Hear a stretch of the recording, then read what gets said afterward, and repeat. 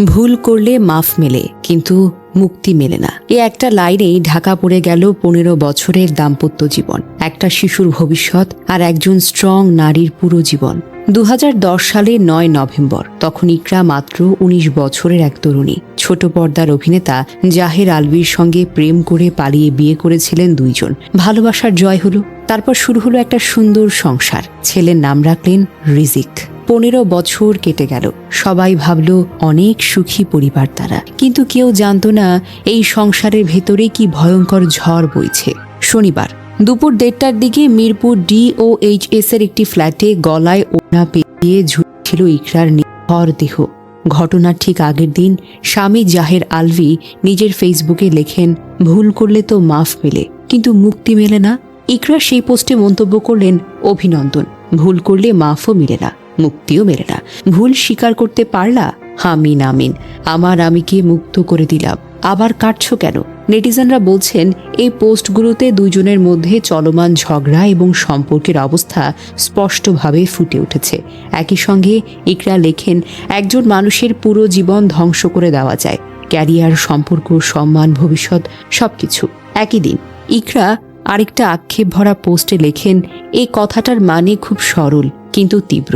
কেউ একজন আরেকজনের পুরো জীবন নষ্ট করে দিয়েছে, ক্যারিয়ার, সম্পর্ক, সম্মান, ভবিষ্যৎ, সবকিছু। এদিকে নেপালে সহকর্মী ইফফাত তিথির সঙ্গে একটি ছবি পোস্ট করে আলভির জন্মদিনের শুভেচ্ছা জানানোর ঘটনাও আলোচনায় এসেছে। সামাজিক মাধ্যমে কেউ কেউ তো এই ঘটনাগুলোর মধ্যে যোগসূত্র খোঁজার চেষ্টা করছেন।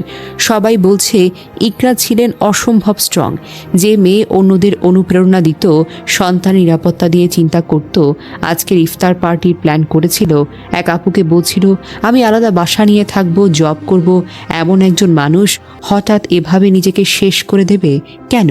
কি এমন ঘটেছিল যে একদিন আগেও যিনি জীবনের লড়াইয়ে দাঁড়িয়েছিলেন, পরদিন আর দাঁড়াতে পারলেন না?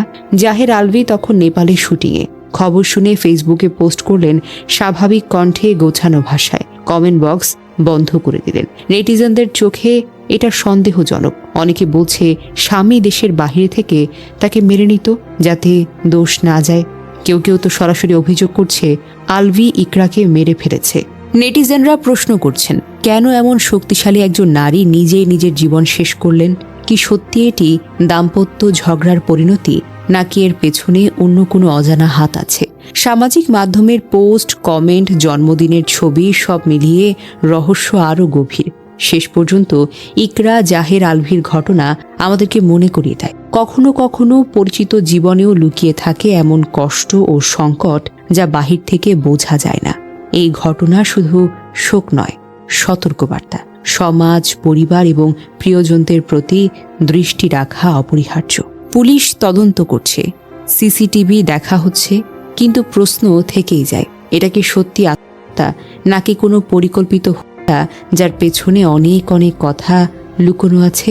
ইকরা চলে গেলেন, রেখে গেলেন একটা নিষ্পাপ ছেলেকে, একটা ভাঙা পরিবারকে, আর হাজারো প্রশ্ন। যারা বলেন তাদের কাছে প্রশ্ন, একজন মা এভাবে ছেলেকে ছেড়ে যাবেন? যারা সন্দেহ করেন তাদের কাছে প্রশ্ন, সত্যটা কি?